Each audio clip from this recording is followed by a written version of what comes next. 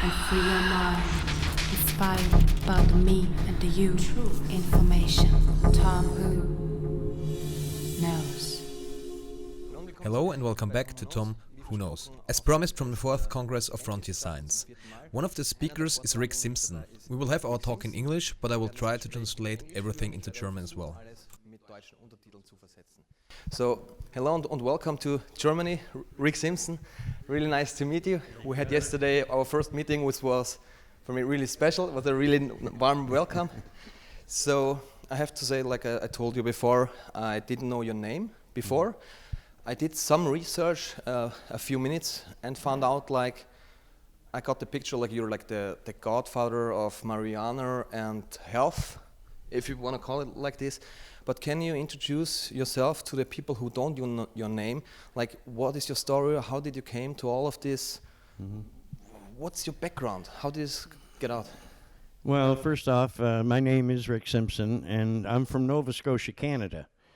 And back in 1972, I watched my cousin die a horrible death from cancer. You know, he was 25 years old, and I just couldn't believe what I was seeing. But at that time, cancer was rare. Mm. You know, when was it? It was very rare. It was what? In the 70s. In the 70s. Yeah, in 1972 when he died. Like I was about 23 years old myself, and he was the first person I ever knew that had cancer, and he's also the first person I ever knew who died from it. So it was quite rare at that time. But things have got much worse since then, of course.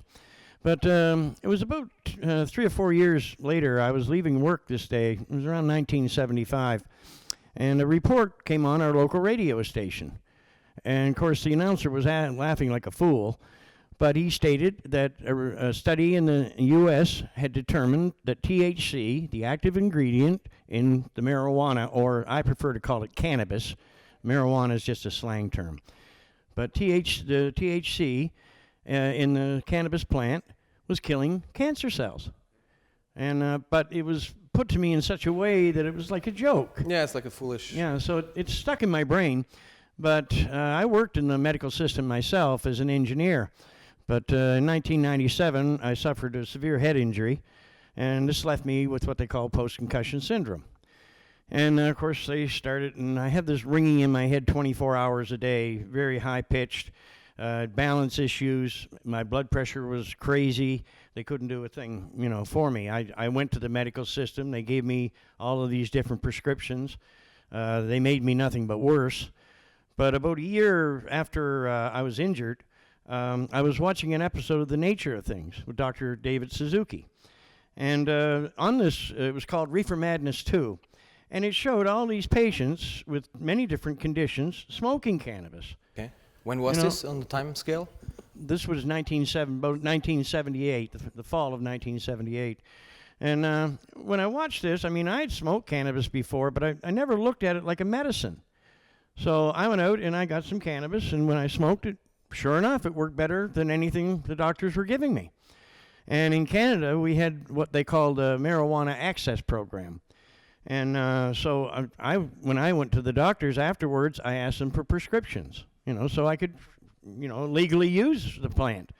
And but every doctor said the same thing. It's bad for the lungs. It's still under study and all this nonsense. The usual stuff. A plant that's been used in medicine for 5,000 years is still under study. But now it's against you, right? Yeah, isn't that amazing? And I smoked a little bit of cannabis along with the medications, but the cannabis did help me more, but still I couldn't get a prescription. And then in 1999, the effect of these chemicals and pills they were giving me were making me suicidal. Okay. And like depression and all the psychological... you feel like you're in a hopeless state. 24 hours a day noise, you can't sleep. You're really exhausted all the time. It was just horrible. So I was getting very desperate, so I just this day it popped into my head. I said, well, what would happen if you washed, the trichomes or the resins that on the bud material, if you washed that resin off with a good solvent and then filtered, the mix, and then boiled the solvent off, what would you have? So like the basic out of it, like the core ingredients of it. well, of your- anybody that used cannabis, they know you can see the crystal on the bud material. Often it'll look like almost like frost. Yeah. It sticks right out.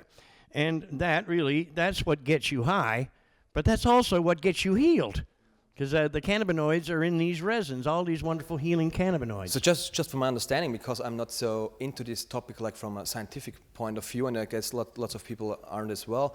What are the ingredients of, let's say, basically we have the plant, there are I think 2 ingredients in it, or what is it made of, or what are the 2 substances, or? Well, we don't even know the right number. A good friend of mine, Dr. Lemire Hanoush, he did a study here, and I mean, Lemire is one of the top experts in the world. He works directly with Michelin right there at Hebrew University in Jerusalem. Okay. He isolated 108 different cannabinoids, and he said there's still more.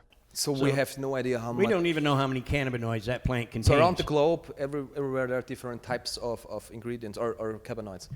Well, the strains vary in their cannabinoid levels from strain to strain.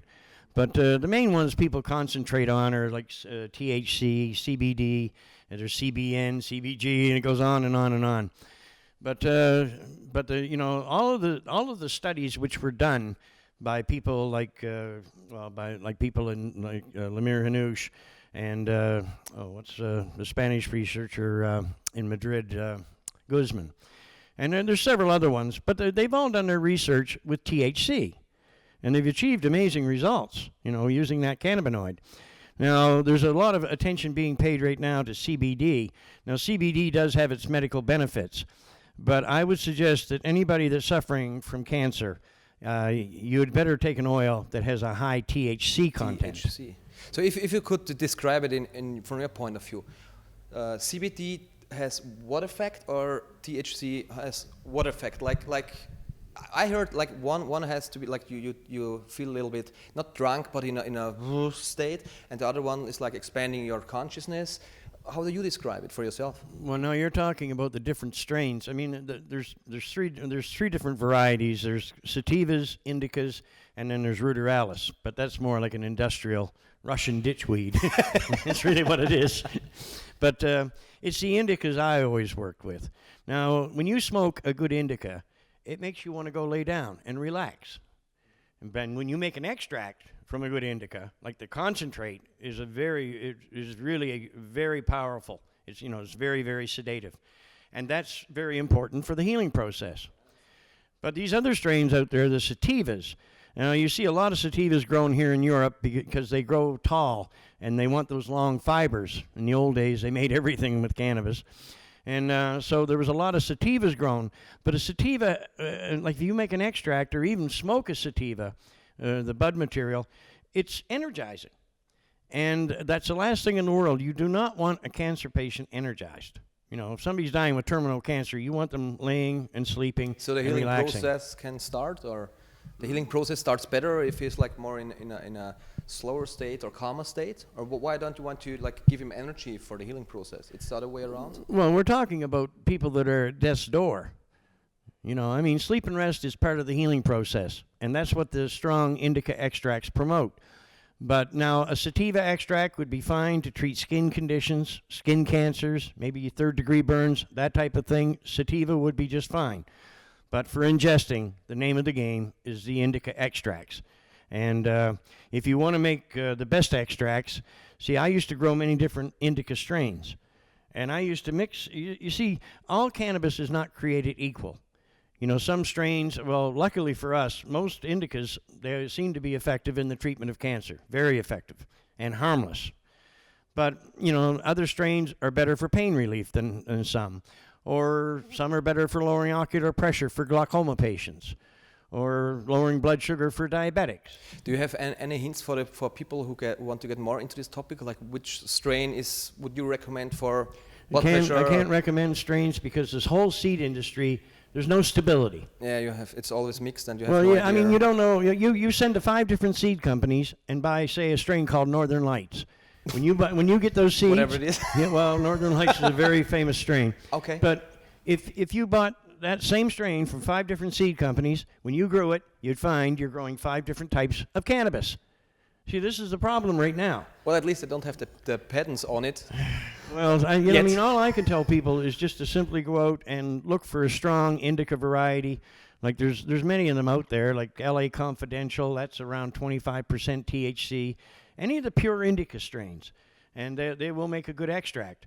But I always got the best results by, where I was growing all of these different strains. I would make the extracts from each different strain, and then I would mix them. And this literally created a cure-all. Okay. You know- Did you test it on yourself? So we come back to your story. You just told you started to extract the stuff. Yeah. And what did you do? Like, what was your first experience? Did you test it on yourself, or? Well, the first experience didn't Let's come... go more deeper. What was your first Well, in experience? 1999, I mean, my doctor did admit that the oil would be a much more medicinal way to use the plant when I asked him about it. So I went home and I produced the extract. But I have to be honest, I mean, this was a concentrate, and I knew it would be sedative, but where these doctors were so reluctant to go in that direction, I really thought that, this stuff could be dangerous.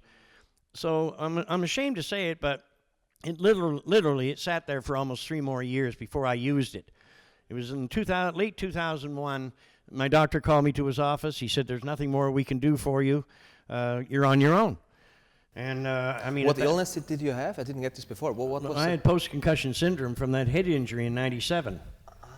I never found any relief in the medical system. So you had pain, you had headache all the I time? have it right now. My head rings 24 hours a day. It doesn't stop. Okay. But anyway, where was I? Just keep on talking. Yeah. No. No. So you tested it for the first time? You extracted it and you used it? Well, it's like I said, a few years it later? sat there for 3 years. But when the doctor said there was nothing more they could do, and I asked him again for a prescription so I could use this plant legally, but no, wouldn't give it to me.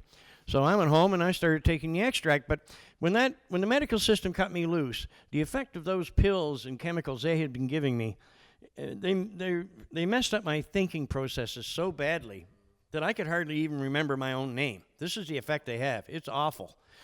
But I went home and I started ingesting small doses of these extracts, and in the evening, and over a period of within a month, I worked it up to the point I was taking like a quarter of a gram, or maybe even as much as a third of a gram at night before I went to bed. And this stuff was just knocking me out.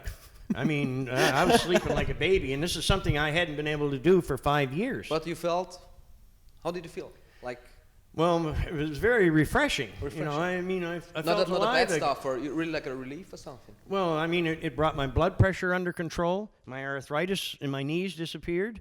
I started losing weight because, it was shocking because it was scary in the beginning because I couldn't imagine that an extract from a plant could make you lose weight, but this does. If you're overweight, it brings you back to your healthy weight.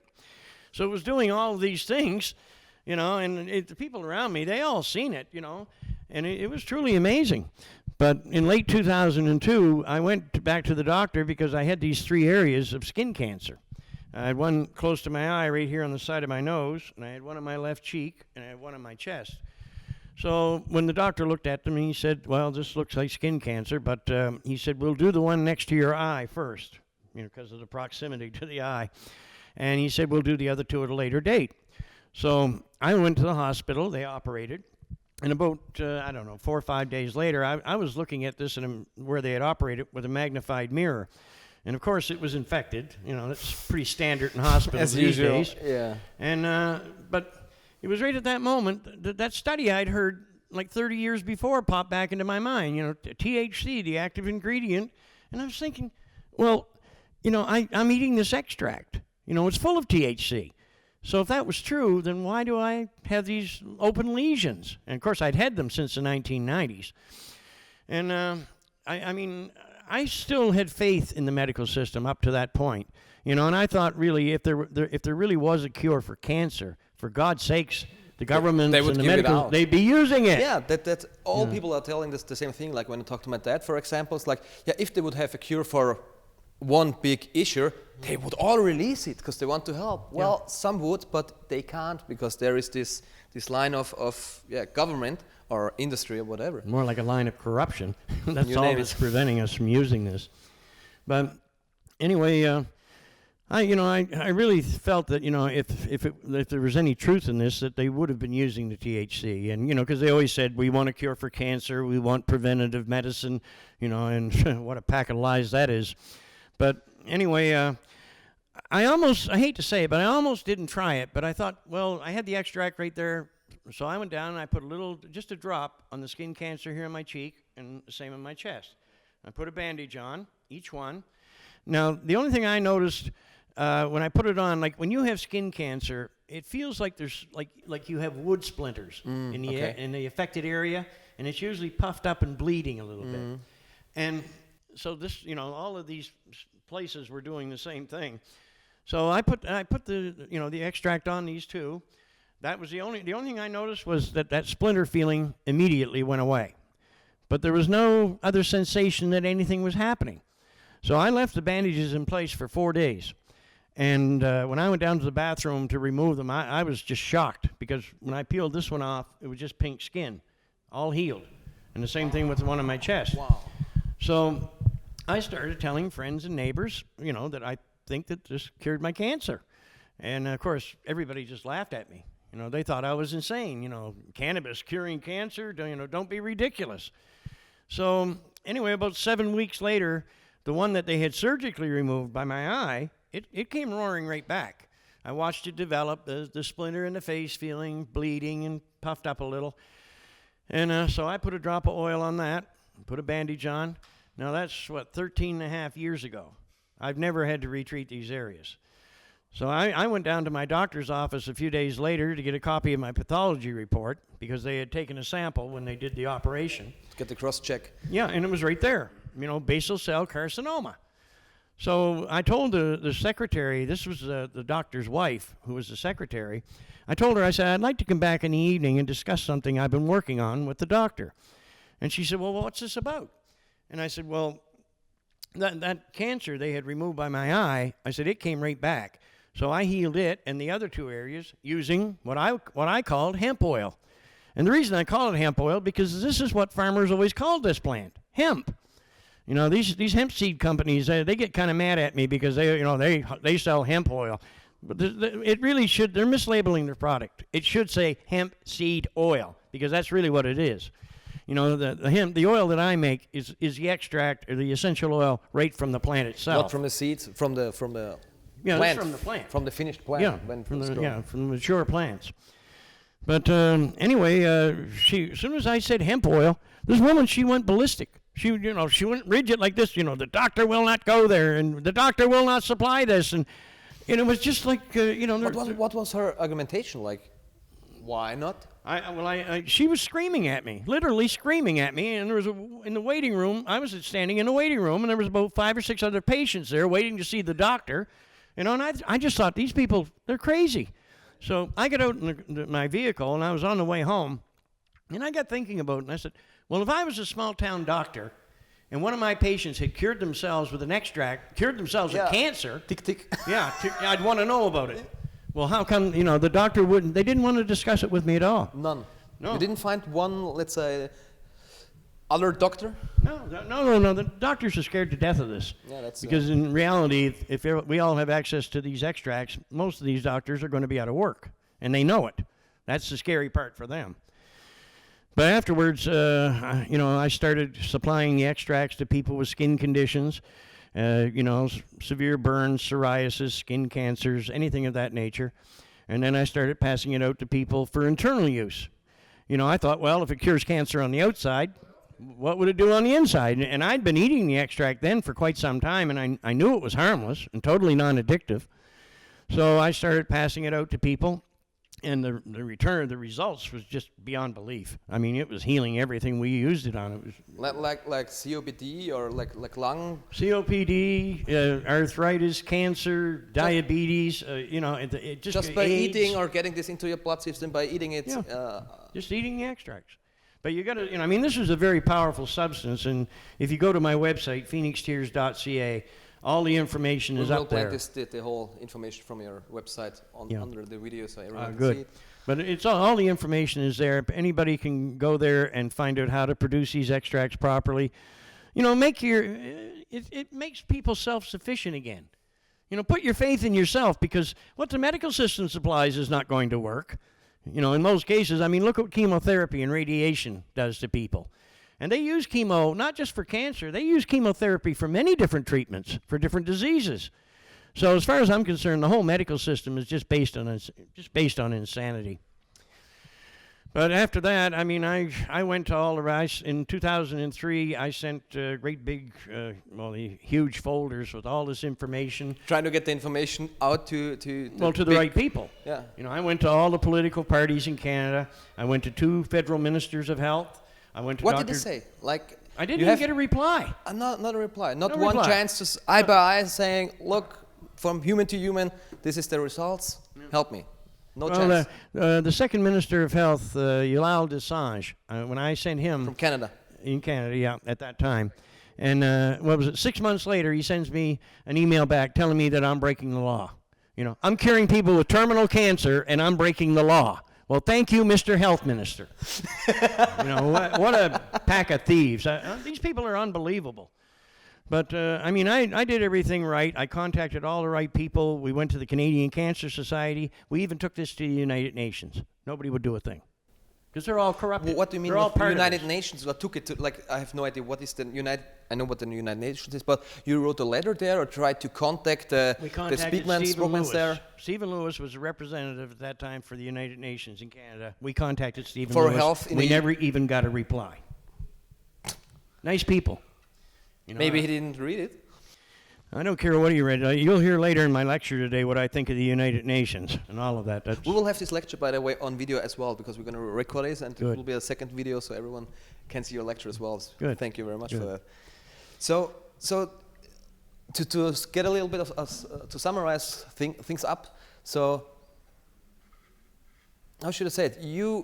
You extracted it on your own, you tested it on your own, and you helped other people. You got tremendous results in a positive way. And I was giving the oil away for nothing. I wasn't charging people. And then in 2004, we put up the phoenixtears.ca website.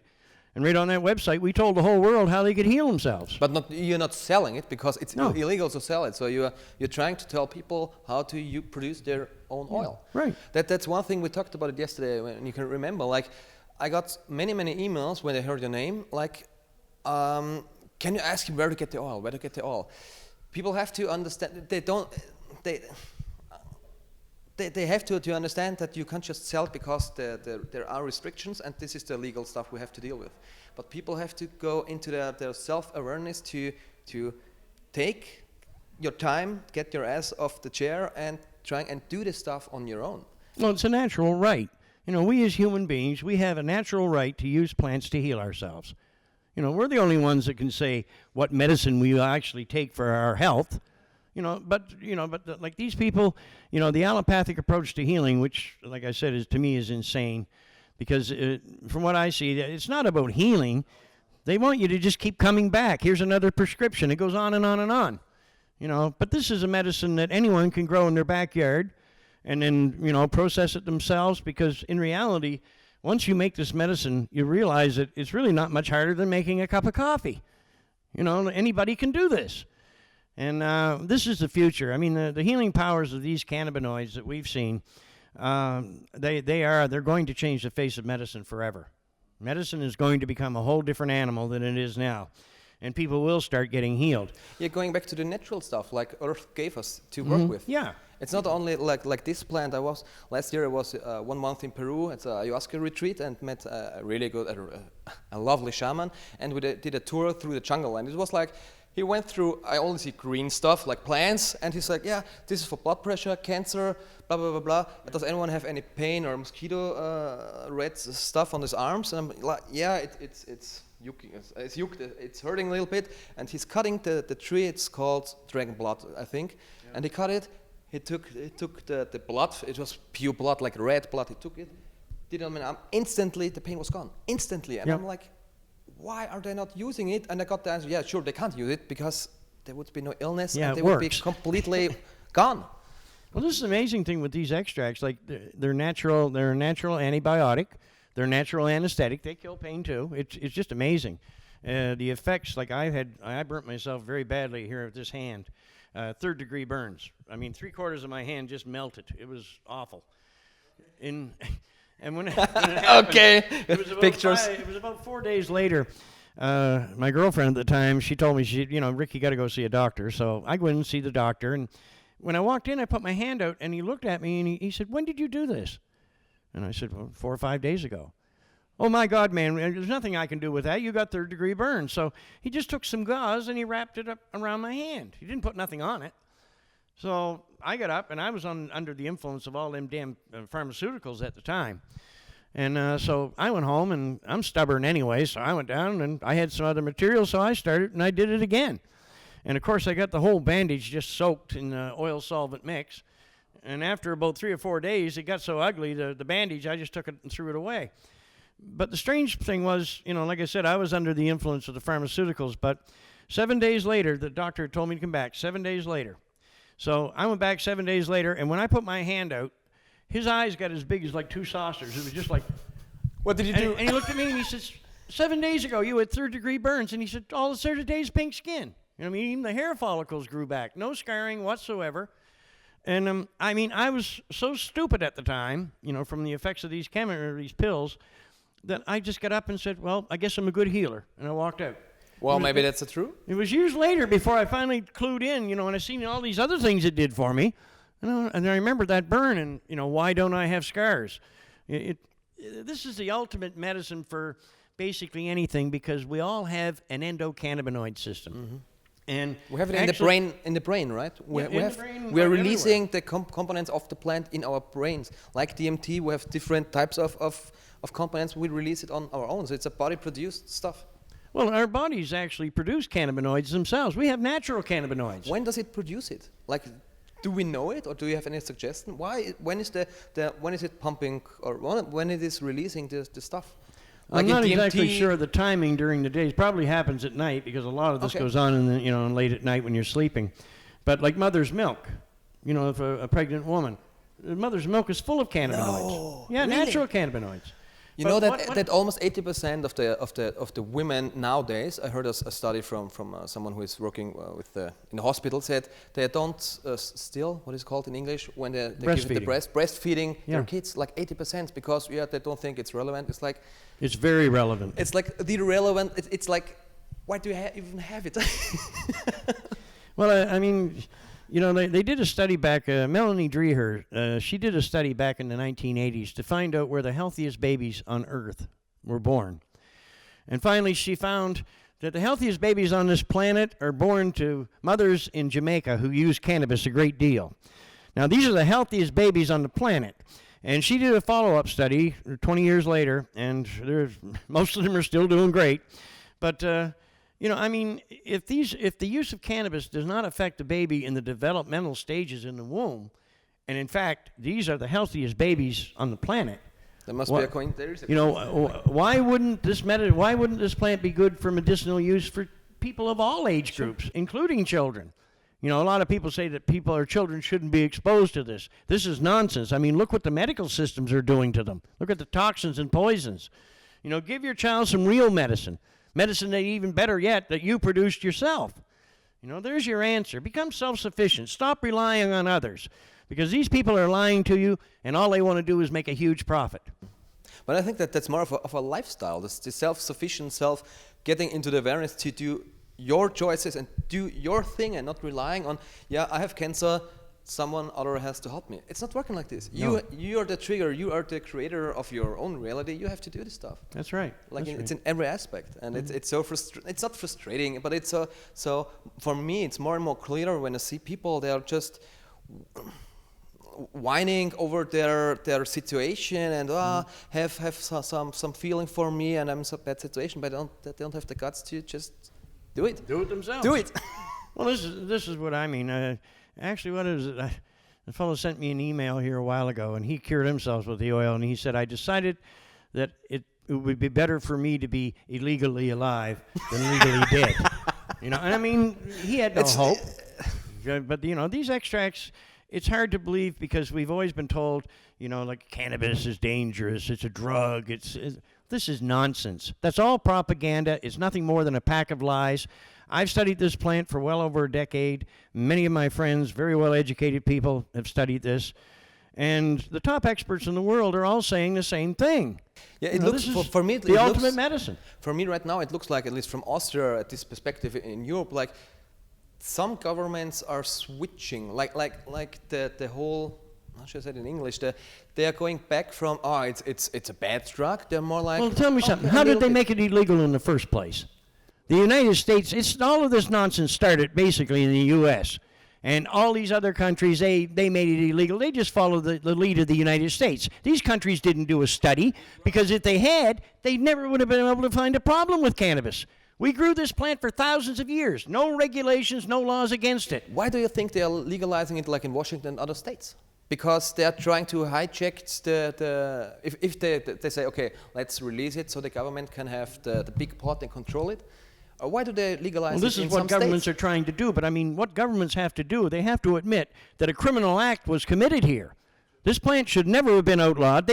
No one has the right. I mean, who has the right to stand in front of you and tell you that you cannot grow a medicinal plant to heal yourself? Now, who is this person? And why do these governments go along with this nonsense? I mean, they're all a bunch of criminals in suits as far as I'm concerned. You know, they're not representing the people. And what people have Did to they do... ever? I don't think so. I mean, we've always been controlled one way or another. The big money, you know, like people think governments run the world. That's nonsense. The people who run the world are named Rothschild, Rockefeller. And Gates and people like that. Those are the people that are really running the show, and the governments are all in their back pockets. At least you can. It's so if, when you talk to people like, yeah, it's a Rothschild, Rockefeller. I don't even give them a name, but there is a direction. Whatever it is, whoever it is, we don't know the real people behind it. We will never know the names, but there is some wave, or there is some direction who definitely make plans, or not plans, plans, and restriction and governments who try to control it. It's the same with like other plants with ayahuasca, like that they tried to cut it off in Peru. Thousands of people demonstrated because it's like a nature.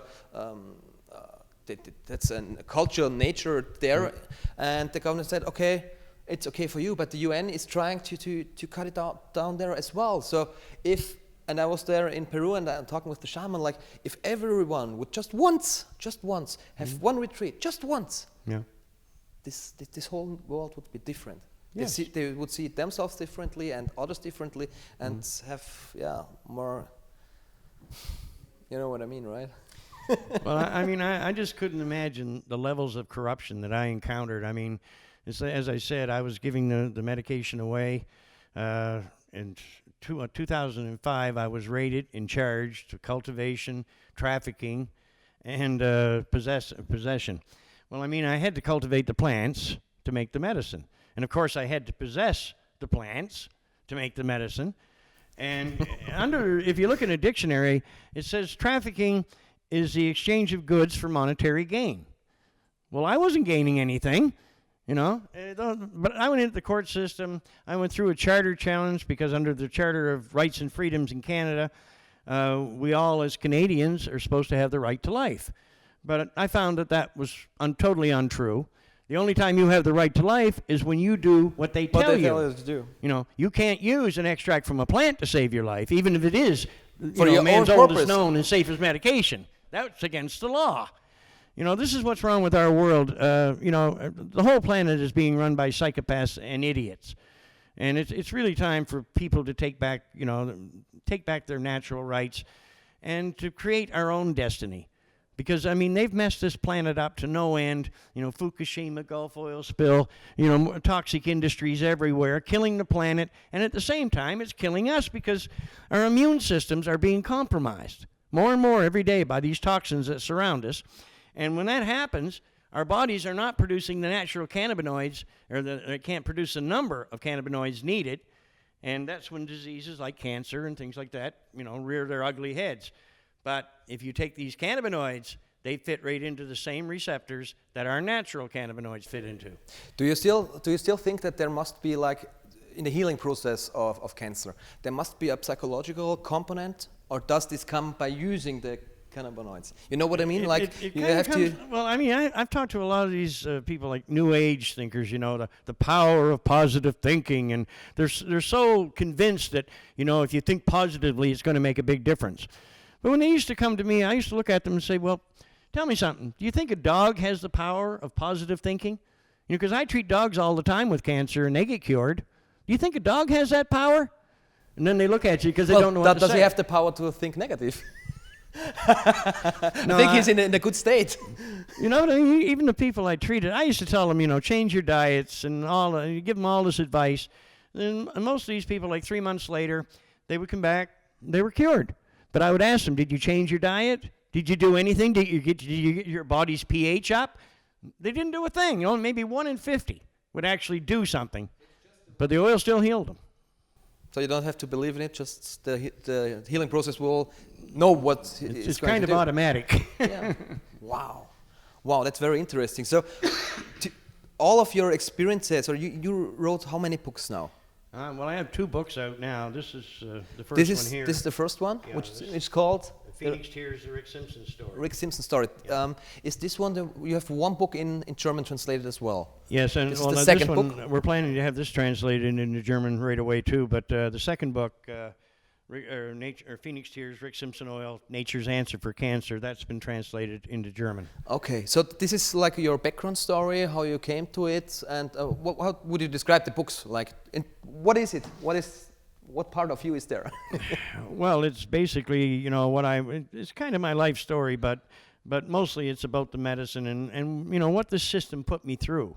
I mean, I'm just an ordinary man. There's nothing special about me. And really I consider myself to be the messenger. I'm not a miracle worker. The oil, the extracts do that. I'm just here to tell the world. But, I mean, the way they used me in Canada, it was just beyond belief. You know, the legal system. You know, I mean, I went through a Supreme Court of Nova Scotia trial over this. I didn't have the money. I had to represent myself. I brought 10 patients in to testify. 2 of these patients had been cured with terminal cancer. 2 with terminal cancer. Wouldn't let them on the stand. I had 6 doctors there. They weren't allowed to speak up? And No, to they weren't allowed to take the Why? stand. What's the reason? You're not allowed to have a medical argument. What? The whole court is regarding a medical argument? That's Canada. Talk Well, about the land of the free. Yeah, I think it would be like in Austria, Germany, like this as well. Like that there's a. Well, the whole thing, you know, it's like I said, they wouldn't let the doctors on the stand. They wouldn't let the patients on the stand. I had a box full of scientific evidence. They wouldn't let me introduce that. I destroyed, you know, when they put these police officers on the stand, I destroyed them because, you know, I would see a year before that I was ever raided, I went to the local newspapers. They did full-page articles about me. You know, the whole thing, picture of me and everything. And, you know, and here over a year later, that's when the police come and raid me. You know, like, I mean, I wasn't hiding this. And I told the police, I went right to the police themselves and give them video evidence and told them that local politicians should be charged with criminal negligence causing death because they wouldn't do anything. I even asked the police for whatever they confiscated. If you have good bud, for God's sakes, give it to me and I can make more medicine for the people. You know, and 3 months later, the same detachment comes and raids me. You know, that's The same guy. Yeah, the same police detachment. Well, there's many people in the detachment, but I mean, I went. The only person that could testify on my behalf was me, and I spent about 2 hours on the stand, and I didn't think that there was a hope in hell that anybody could convict me of anything because there was people on that jury that I had treated some of their family members for nothing and healed them. And they didn't speak up? Well, no, I mean, they were on the jury. They were supposed to determine if I was guilty or innocent. So anyway, we gave our closing arguments. 3 hours later, we were called back to the courthouse. The jury had reached a verdict. I come in and I sat down in the courtroom, and the prosecutor from the Justice Department, this Monica McQueen, she was the one who had done all the talking during my charter challenge and during the Supreme Court case. But her sidekick, Doug Shatford, the Crown prosecutor, he was always right with her. But when I came into the courtroom that day, no Shatford. And I'm sitting there, and a few minutes later, Shatford finally came in and sat down, and then the jury came in. And I and I stood up, and it was guilty, guilty, guilty. And I looked at the jury, and I said, guilty of what? Saving lives? Is that a crime in Canada?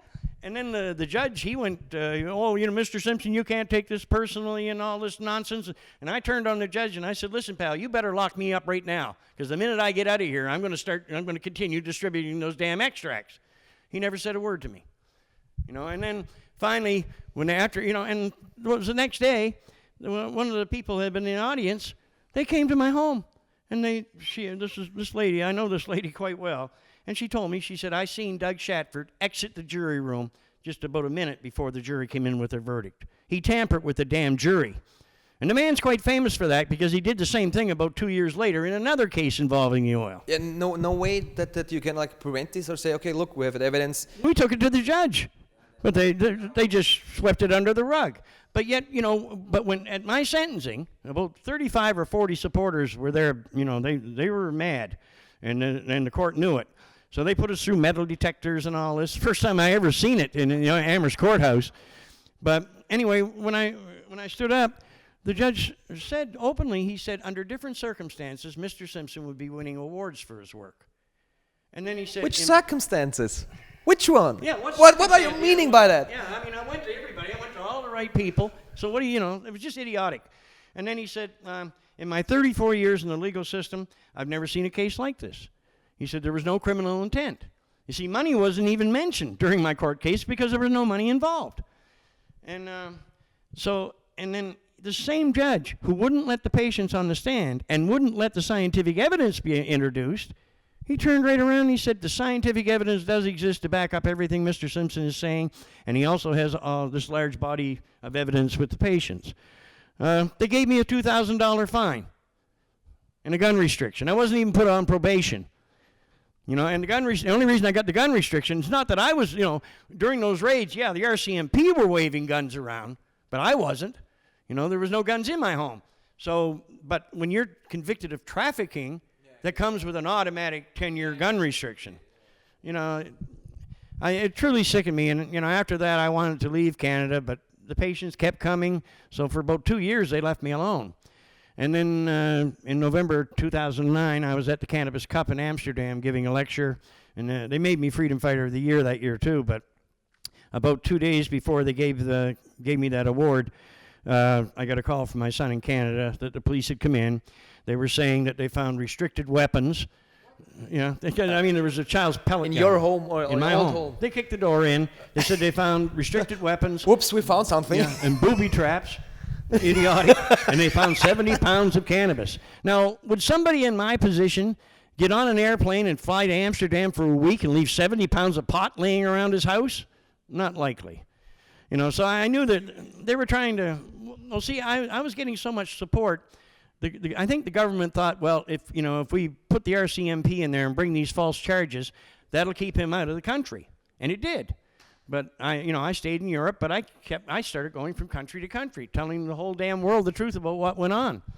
And now with the books and everything out there, and now so much out there now on the internet, my God, just go on YouTube. There's hundreds or thousands of people, testifying to what these extracts can do. Even I'm not 100% sure, but I think they legalized marijuana on a medicine. What's the name? When a doctor subscribes it to you to cure or to help cancer patients a little bit. Whatever type or whatever they give them to smoke or oil, I have no idea. But it looks for me like they are trying to. The system's a little bit changing slightly but I'm not sure if this is a good way, because the ones who's controlling the system, it's not in a good way. No. I mean, the government and Co. They're trying to we have one seed. You can buy weed or THC everywhere on the store, but you have no idea what is inside. Who made it? What is the DNA There's synthetic varieties of cannabinoids too, and those are dangerous. But again, it goes back to these governments. They do not have the right to regulate this in any way. And there's no reason that any one of us should have to go to see a doctor to get a prescription, to grow and use this plant. As far as I'm concerned, that's ridiculous. This is our own natural right. This plant, the extracts, the plant itself, totally non-addictive, no danger whatsoever. No one has ever died from the effects of cancer in 5,000 years of documented use. No one has ever died. Now, what other medicine can you say that? Look at there's thousands of people every year across the planet that die from aspirin, for God's sakes. And we got the safest medicine on the planet. It comes from nature, but we're not allowed to use it because it's going to cut into the profit margins of those rich people who own the pharmaceutical industry and practically everything else. At the moment. Well, they control the media, they control the governments. But for how long? I think all of this... Not much longer, I hope. I really think that this whole system that trying to hold us down or to control the people, I think on all spheres it's breaking and shaking, and people are trying apart. to they're asking asking questions, and good questions, and people are esoteric. They're waking up, but they're getting aware of the things, and they're just asking, hey, if you're telling this story, it's not a holistic story, you can check it for yourself, and you can talk to people who got cured, okay, this guy is right, so what? So that's logical, so it will break in the end. Well, the problem right now is they're not listening to the top experts in the world. Like Dr. Hanush, Dr. Malamy, Dr. Hornby. I mean, these are the top scientists in this field. But it's like nobody's listening. And it's such a shame because everywhere I go, I see people suffering and dying needlessly. If they had these extracts, they could heal themselves. I have the same in my area. I think everyone knows, at least in the first area or in the second one, a friend of a friend who dies of cancer. The new prognoses are in 20 years or 10 years, every fifth or sixth guy or sixth human will have cancer. What the hell is going on? Well, they're saying that 1 in 2 right now are going to end up with the disease, but that number is going up every day. It's because we're living in a toxic world. But this plant can detoxify our world. And practically everything we use in our day-to-day lives can be produced from cannabis in an earth-friendly way. And this is what we got to start doing. Even our fuel, we can put an end to starvation. This business about energy crisis, what a pile of nonsense that is. I used to do this with people when they come to the house. I used to take a spoon and put a little bit of gasoline in it and light it on fire, and the old black soot and everything coming off it. And then I would take a little bit of alcohol and put the alcohol in there and burn it in this beautiful blue flame. No smoke, no pollution. And, and I used to say to people, I said, now, what should we be burning in our cars? Alcohol, obviously. And the beauty with cannabis now, they have these new enzyme processes out, and they say that you can produce as much as 1,800 gallons of ethanol off of 1 acre. Now, 1 acre is a very small piece. It's less than half a hectare. 1,800 gallons. That would make us all, you plant an acre of hemp, you're energy independent.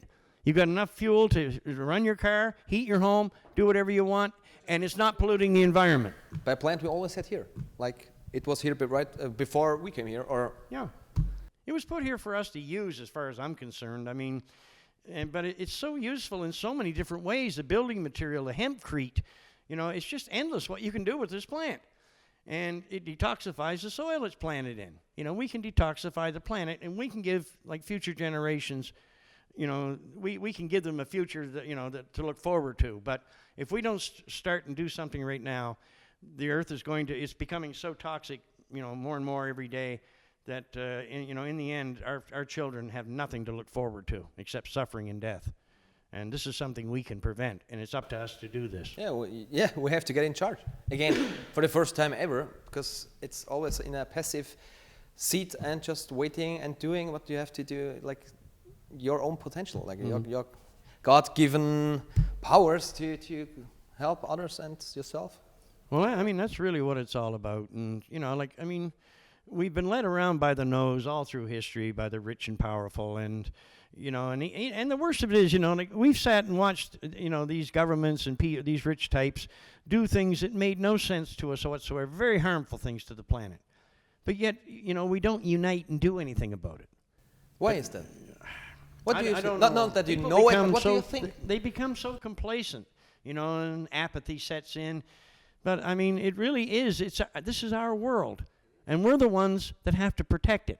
And if people who are wealthy are ruining this planet, then we have to put a stop to it, and we have to do it now. I think we will. It's okay.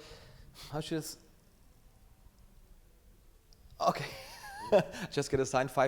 We have 5 more minutes. I just have a few more questions. I hope we got all the topics. Just let me just see. What do you think is your purpose here? Like, why did you came here? It's a little bit more of a spiritual question, but what do you think? Why are you here? What's your purpose? Did you find out yet, or what do you think? Well, as I said, I'm just the messenger. I feel it is my duty to... The medicine man. Well, I mean, this oil, these extracts, they saved my life. And I feel that it's basically my duty to tell everyone on this planet how they can do the same. So that's really the cause I've been fighting for. Again, our natural right to use this plant, especially for medicinal purposes. So the next question would be, what is your purpose in life? So it's the same. You just... Well, right now I'm hoping to get involved in a big project I believe will happen in the very near future now, and I want to perfect this medicine to its highest levels. I'd like to start supplying the public with seeds at a very cheap cost. Seeds that they know they can grow and trust. That's important, because if people are buying the weed from somewhere, then they never know where does it come from. You don't know. What seed is it? Like what that mixed crossing? What was it sprayed with? And there's so many variables. It really is better just to grow your own. I mean, there will be companies that will supply it, to people on a grand scale. Those who can't grow their own or whatever. But yeah, that's the only place I see any need for government regulation. Because anybody supplying it to the public on a big scale, then quality control and standards have to be maintained. Yeah, sure, it always has. But beyond that, I don't see any need for regulations. And like I said, if you want to go out in your backyard and grow 100 plants or 1,000 plants, I don't care. It's not going to harm anyone. And in Slovenia, a lot of people are saying, we should follow the direction Colorado has taken. Well, people better remember one thing. It was the United States of America that led us into this mess in the first place. Now, do you really want to follow the advice of the U.S. again? You decide. Yeah, you decide. You better think about it. Look at what's going on in Slovenia. As far as I know right now in Slovenia, the government there are going to allow everyone to grow their own. But that's tricky. As long as they're not trafficking, they're not going to bother them. But I think that's tricky, because people will stop thinking about where it come from or from which organization or company or whatever. I think that's the way they're trying to lure us again in the next stage. Well, they're using words out there, we're going to legalize or we're going to decriminalize. These are words that come with a lot of regulations. It's a bunch of nonsense. What we need right now, we all have to stand as one and demand that governments worldwide repeal these laws. These laws were all based on deceptions and lies anyway. They're not real laws. They belong in a trash can. Set the cannabis plant free and we set ourselves free. I think there must be some regulations, like if you use the oil, if you drink it or smoke it, you're not allowed to drive a car. For example, that's more nonsense. I drove a big motorcycle for years, and nothing will tell you any faster than a motorcycle if you're impaired. Now, what happens with alcohol and pharmaceuticals? These substances impair your motor skills. These extracts in cannabis, they don't impair your motor skills. Once you're used to cannabis, you can safely drive your car. I did it for tens of thousands of miles on that motorcycle. Never had a problem. It actually, what I've seen, it actually makes people drive more carefully. And more sensibly. You're right. But I would say, if the government would say, okay, there are some restrictions if you're in the public, okay, but not for healing. At home, I can do whatever I want. Sure. And that's the problem I have. So regarding the time limit we have right now, because you have to be on the stage soon, if you would have, if you would have the opportunity to right now speak to the camera or to the people, like if tomorrow the whole world would be able to watch your message, your video, what do you want to get out? Well, the main message I'm sending to people everywhere is, truthfully, you have the right to heal yourself, and no one has the right to prevent this. And, if you go to my website, phoenixtears.ca, all the information is there. In early 2008, we brought out Run From the Cure. That documentary has been viewed by hundreds of millions now. And the instructions for producing the extracts, it's all available. And it's all very simple. So, take your healing into your own hands. Grow the plants you need, produce your own extracts, and heal yourself. You have that right. And this is what I want to see people everywhere, that people have to come to realize this. It is a natural right. And, let's put an end to all this suffering, needless suffering and dying, because this is ridiculous what's going on. People are not being healed at present. They put you on painkillers or other medications, and then they just keep putting more pills into you. That doesn't heal you. So, it's time that we got some common sense again. And as far as I'm concerned, really the cannabis plant offers us a future, and not just our health, but in all ways. So we would have to be first-class fools not to put it to good use. Thank you very much. Rick, it was really a pleasure talking to you. Thank you very much. All right, brother. Thank you. I'm going to get out. Oh, okay. Yeah, good interview. Wake up inside and free your mind. Inspired about me and the you. True information. Connect the dots. Big picture. Conscious. Tom Who knows.